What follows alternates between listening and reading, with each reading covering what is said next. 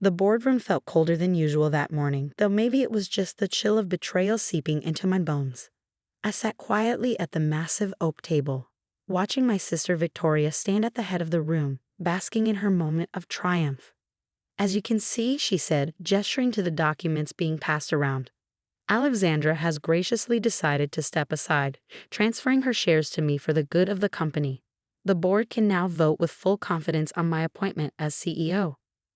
My fingers clenched around my coffee cup as the board members nodded approvingly. None of them questioned the convenient timing, just 2 weeks after our father's death. None of them wondered why I would suddenly give up my birthright, my half of everything our father had built. And none of them noticed that my signature on those transfer documents wasn't quite right. My name is Alexandra Morgan, and at 34, I thought I understood how cruel family could be. But watching my sister steal everything our father had promised me, using forged documents and carefully crafted lies, I realized I'd underestimated her capacity for betrayal. "Alex," Victoria's voice cut through my thoughts, honey sweet but laced with venom. "Would you like to say a few words?" I met her eyes across the table, seeing the challenge there. She thought she had me cornered. After all, what could I say? That she forged my signature? That she'd somehow managed to doctor security footage to show me entering the building late one night to sign away my inheritance? That she'd spent months setting this up, waiting for our father to die so she could take everything? I could say all of that, but I wouldn't. Not yet. "Congratulations, Vic," I said instead, raising my coffee cup in a mock toast. "I'm sure you'll do great things." Her smile faltered slightly at my calm tone. She'd expected a fight, tears, accusations, anything but this quiet acceptance.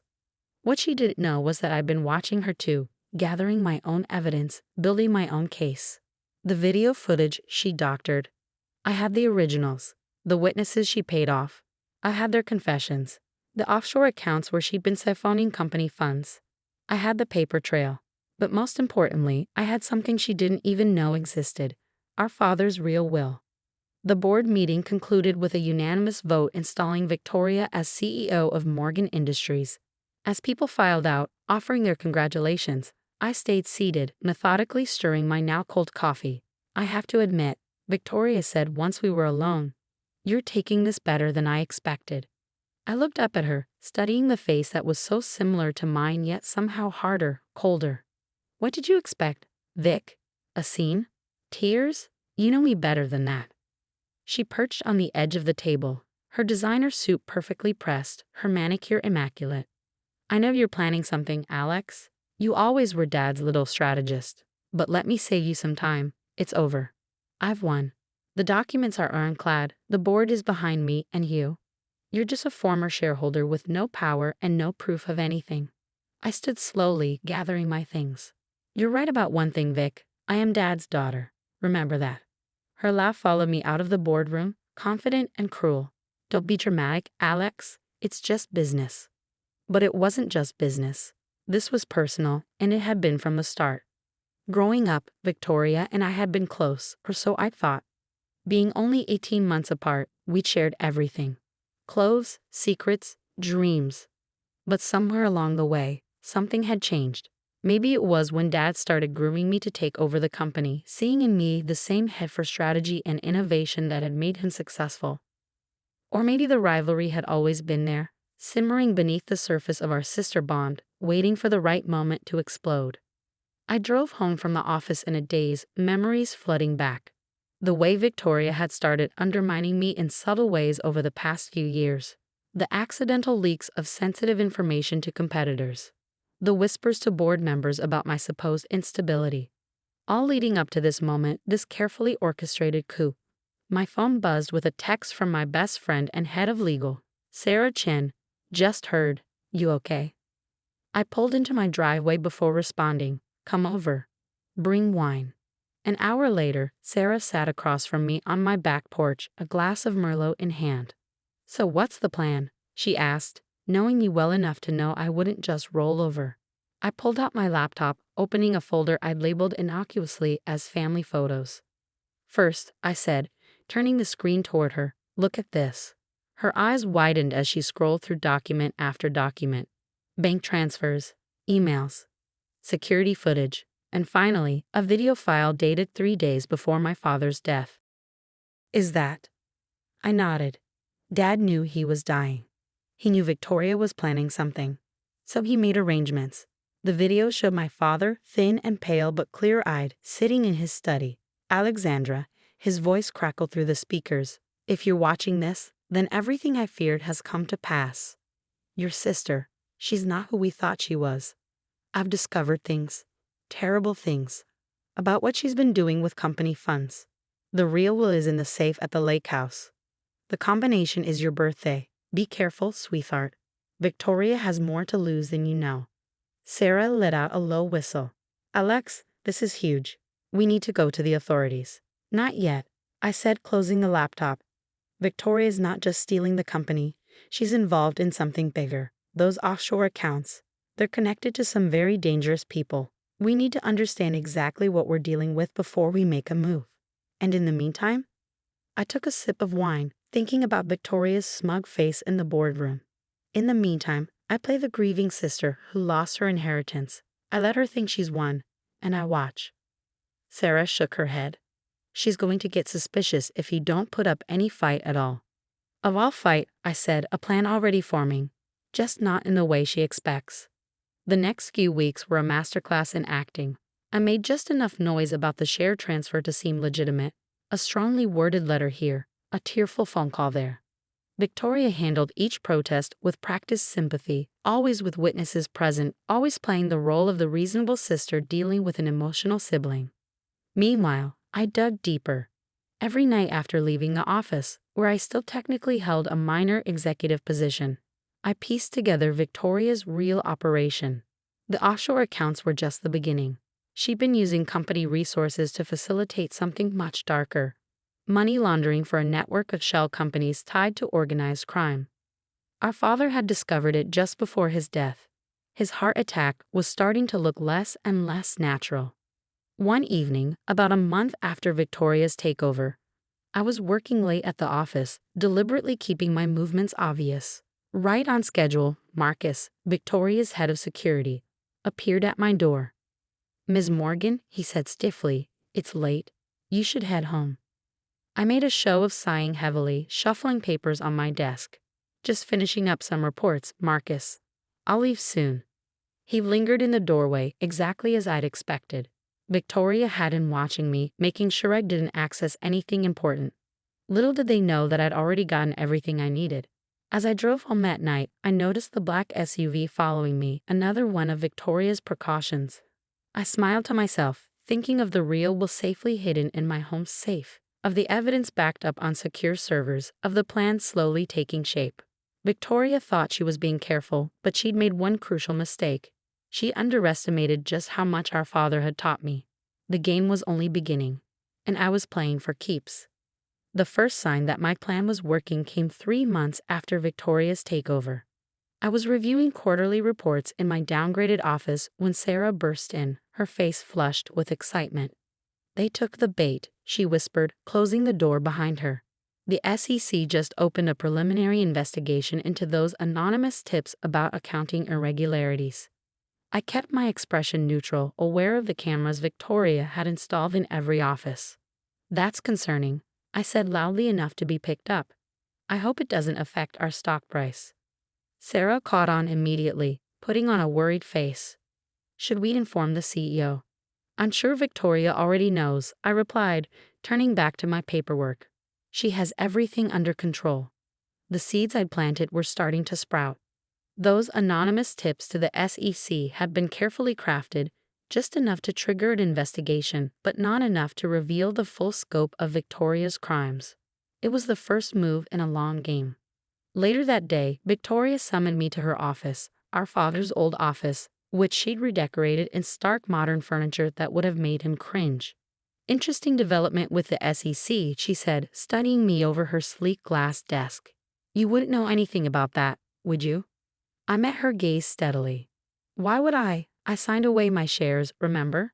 The company's financial health isn't my concern anymore. Right, she drawled, leaning back in her chair. And I'm sure it's just coincidence that these allegations surface right after you lose your inheritance. I shrugged. Sounds like someone's looking out for the company's best interests. Isn't that what you always say you're doing?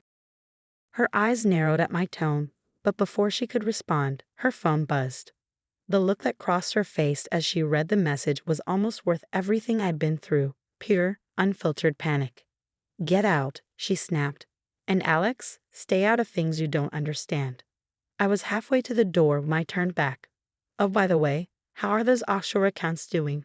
The ones in the Cayman Islands? Dad always said diversification was important." The color drained from her face. "What did you say?" "Nothing." I smiled innocently, just remembering Dad's business advice. He taught us so much, didn't he? I left her office knowing I had struck a nerve. Victoria would be checking those accounts immediately, which meant she'd soon discover the discrepancies I'd carefully planted, traces leading to one of her most trusted associates, Marcus. The next few weeks were a carefully orchestrated dance. Victoria grew increasingly paranoid, checking and double-checking her network of fraudulent accounts. She started suspecting her own people exactly as I'd planned. Marcus was the first to crack. I made sure to be working late one night when he came to my office, closing the door behind him. "We need to talk," he said, his usual confidence replaced by nervous energy. "About your sister." I looked up slowly. "I'm not sure what I could tell you about Victoria that you don't already know. You're her head of security, after all." He glanced at the cameras, then slid a piece of paper across my desk. "Not here. Tomorrow, this address. Come alone." The paper had an address for a coffee shop across town. I pocketed it without comment, but inside, my heart was racing. Everything was falling into place. The next morning, I arrived at the coffee shop early, choosing a seat with a clear view of both entrances. Marcus showed up exactly on time, looking like he hadn't slept. "Your sister," he said without preamble, "is going to get us all killed." I took a sip of my coffee. "What makes you say that?" "Don't play dumb," he hissed. "The money laundering, the connections to the Kovic family, the way your father really died, you know about all of it, don't you?" I set down my cup carefully.